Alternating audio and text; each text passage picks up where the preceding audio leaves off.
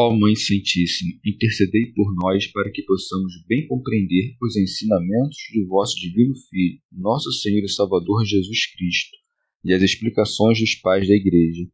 Ó Virgem Imaculada, ofereço-vos este trabalho e peço que abençoais aqueles que o ouvirem, e que seja para a maior honra e glória de Deus. Amém. Senhor onipotente, purificai o meu coração e os meus lábios. Vós, que purificastes os lábios do profeta Isaías com carvão em brasa, e dignai-vos, por tal modo, purificar-me com a vossa misericórdia, para que possa dignamente anunciar o vosso santo Evangelho.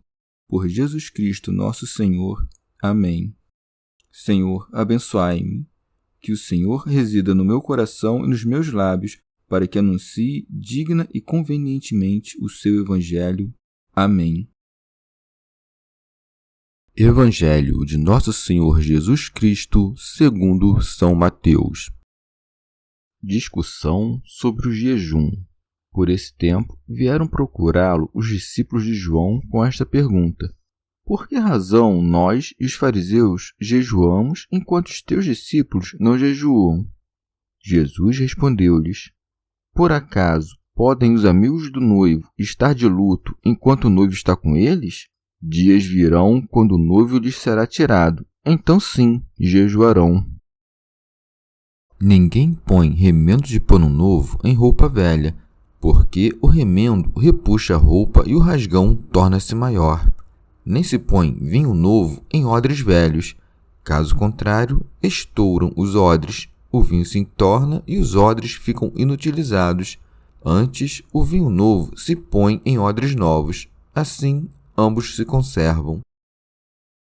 Comentários dos Pais da Igreja. Comentário de São Tomás de Aquino em forma de glosa. Tendo Jesus respondido sobre a refeição e o convívio com os pecadores, eles atacam-no falando sobre a comida. É dito: por esse tempo vieram procurá-lo os discípulos de João com esta pergunta: por que razão nós e os fariseus jejuamos enquanto os teus discípulos não jejuam? São Jerônimo. Pergunta soberba e vaidade culpável do jejum. Os discípulos de João não tinham desculpas por terem se juntado aos fariseus, a quem sabiam que seu mestre havia condenado, e que caluniavam aquele que sabiam que ele tinha anunciado. São João Crisóstomo. O que equivale a dizer: seja, tu como médico ages assim, mas por que teus discípulos, não fazendo jejum, vão sentar-se em tais mesas? Para tornar a acusação mais forte pela comparação, falam primeiro de si mesmos, e depois dos fariseus, pois estes últimos jejuavam para obedecer à lei, como aquele fariseu que disse: jejuo 2 vezes por semana. E os discípulos de João seguindo a recomendação de seu mestre. Rábano Mauro. João não bebe vinho nem bebida inebriante, e o mérito de sua abstinência é tanto maior por ele não ter poder nenhum sobre a natureza. Mas o Senhor, que tem poder para perdoar os pecados, por que evitaria comer com os pecadores, já que pode fazê-los mais justos que os que praticam a abstinência? Cristo jejua para que não falteis ao preceito, e come com os pecadores para que compreendais a graça e o poder. Santo Agostinho. Mateus atribui essas palavras aos discípulos de João. A narrativa de Marcos, ao contrário, parece indicar que elas foram ditas por outros, ou seja, pelos convivas sobre os discípulos de João e os fariseus, o que Lucas refere em termos mais explícitos. Se, portanto, Mateus diz: então foram ter com ele os discípulos de João, não seria porque os discípulos estavam presentes e todos desejavam, se pudessem, fazer a mesma objeção? São João Crisóstomo. Ou também, se Lucas disse que foram os fariseus que disseram essas palavras, e aqui é dito que foram os discípulos de João, é porque os fariseus colocaram-lhes essa questão, como fizeram mais tarde com os herodianos. Deve-se observar que, quando se trata de tomar a defesa de pessoas que não pertencem à sua família, dos publicanos, por exemplo, Nosso Senhor, para consolar sua alma turbada, contesta com veemência as acusações que lhes fazem, ao passo que responde com mansidão quando ultrajam seus discípulos. Por acaso podem os amigos do noivo estar de luto enquanto o noivo está com eles? Primeiro apresentou-se como médico e agora como esposo, recordando assim as palavras de João: o que tem a esposa é o esposo. São Jerônimo.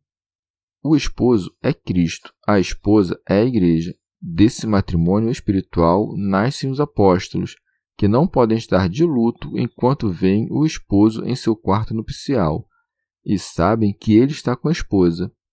Mas, quando os dias das núpcias acabarem para dar lugar à paixão e à ressurreição, então os filhos do esposo jejuarão, como é dito. Dias virão, quando o noivo lhes será tirado, então, sim, jejuarão. São João Crisóstomo. E é este o sentido que ele diz: o tempo presente é tempo de gozo e de alegria. A tristeza não deve mesclar-se com ele, porque o jejum é triste, não em si mesmo, mas para aqueles cujas disposições são imperfeitas, ou seja, para aqueles que ainda estão dispostos de maneira fraca. Mas é deleitável para aqueles que desejam dedicar-se à contemplação da sabedoria. E Nosso Senhor disse isso de acordo com a opinião dos primeiros. Por isso, no entanto, mostra que não se fazia algo próprio da gula, mas de uma certa administração. São Jerônimo. Alguns baseiam-se nessas palavras para concluir que se deve consagrar ao jejum os 40 dias que se seguem à paixão, embora os dias de Pentecostes e da descida do Espírito Santo, que os seguem imediatamente, induzam-nos à alegria. Montano, Prisca e Maximila utilizam-se das mesmas palavras para fazer a quaresma depois de Pentecostes, alegando que os filhos do esposo devem jejuar quando este lhes foi tirado. Mas o costume da Igreja é preparar-se para a celebração da paixão e da ressurreição mediante a humilhação da carne, a fim de que, pelo jejum do corpo, preparemo-nos para o festim espiritual. São João Crisóstomo. De novo, Jesus apoia suas palavras com comparações simples, quando diz: ninguém põe remendo de pano novo em roupa velha, porque o remendo repuxa a roupa e o rasgão torna-se maior. Como se dissesse: meus discípulos ainda não são bastante fortes e por isso precisam ainda de condescendência. Ainda não foram renovados pelo Espírito, e não convém impor todo o peso dos preceitos a pessoas assim dispostas. Disse isso, dando uma regra aos seus apóstolos, para que recebessem com mansidão os discípulos provenientes de todo o orbe terrestre. Remígio de Auxerre. Por vestido velho, quer designar seus discípulos, pois eles não estavam ainda inteiramente renovados. Pelo remendo forte, isto é, novo, significa a nova graça, quer dizer, a doutrina evangélica, da qual o jejum é uma certa parte. Por isso, não convinha impor-lhes os mais severos preceitos do jejum, evitando que se quebrassem com seu rigor e perdessem a fé que tinham. Por isso acrescenta: porque o remendo repuxa a roupa e o rasgão torna-se maior. Comentário de São Tomás de Aquino em forma de glosa. Como se dissesse: por isso não se deve pôr no vestido velho uma peça de pano forte, porque geralmente estraga-o mais, e então são piores as rasgaduras. Assim também, muitas vezes, apesar da carga de um novo dever, destrói o bem que existia antes. Remígio de Auxerre. As duas comparações já feitas, ou seja, a das bodas e a do pano forte e do vestido novo, acrescenta uma terceira, a dos odres e do vinho. Nem se põe vinho novo em odres velhos. Chama de odres velhos a seus discípulos, porque ainda não estavam completamente renovados. Chama vinho novo à plenitude do Espírito Santo e aos profundos mistérios do céu, que naquele momento os discípulos não podiam suportar. mas, depois da ressurreição, foram transformados em odres novos, e quando o Espírito Santo encheu seus corações, recebeu o vinho novo. Daí que alguns disseram: estão cheios de vinho doce. São João Crisóstomo. Dessa maneira, explica-nos por que lhes falava muitas vezes com palavras simples e familiares, isto é, para acomodar-se à sua fraqueza. São Jerônimo. Ou de outro modo, devemos também entender por vestido velho e por odres velhos os escribas e os fariseus.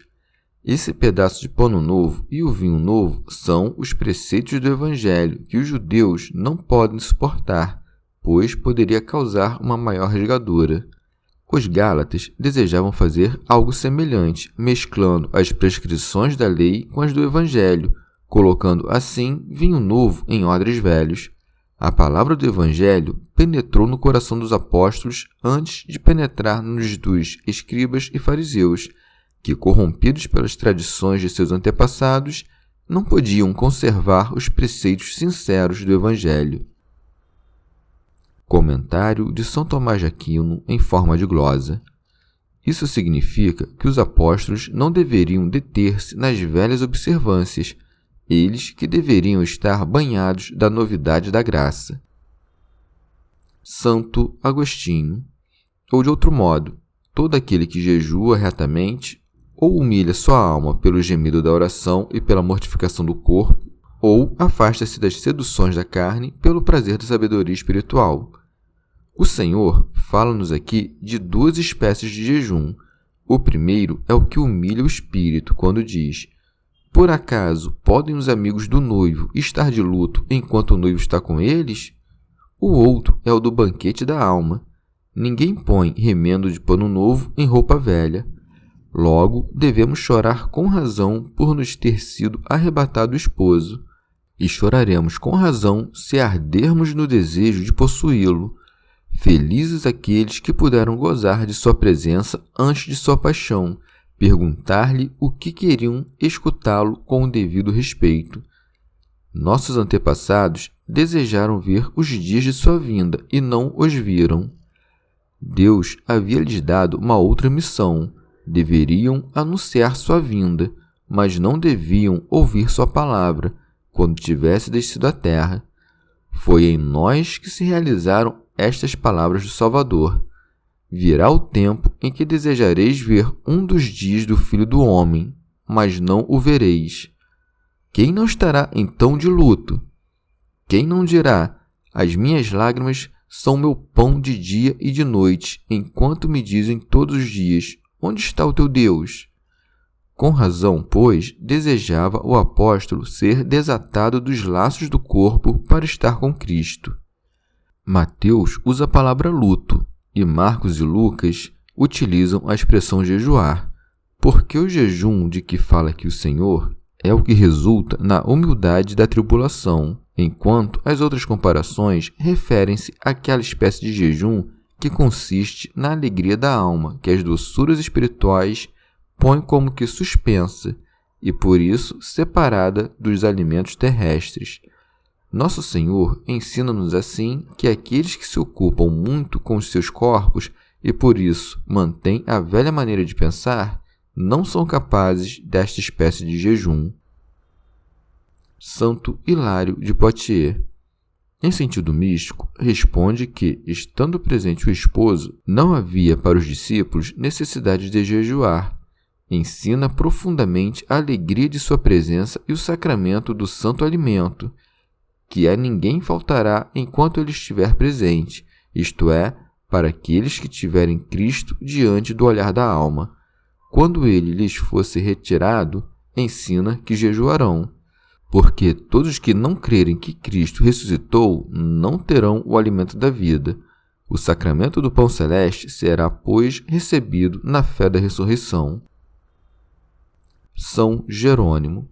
Ou também, quando por causa de nossos pecados o esposo distanciar-se, é preciso recorrer ao jejum e entristecer-se. Santo Hilário de Poitiers. Todos esses exemplos nos são apresentados para ensinar-nos que as almas, assim como os corpos enfraquecidos pelos antigos pecados, não recebem os sacramentos da nova graça. Rábano Mauro.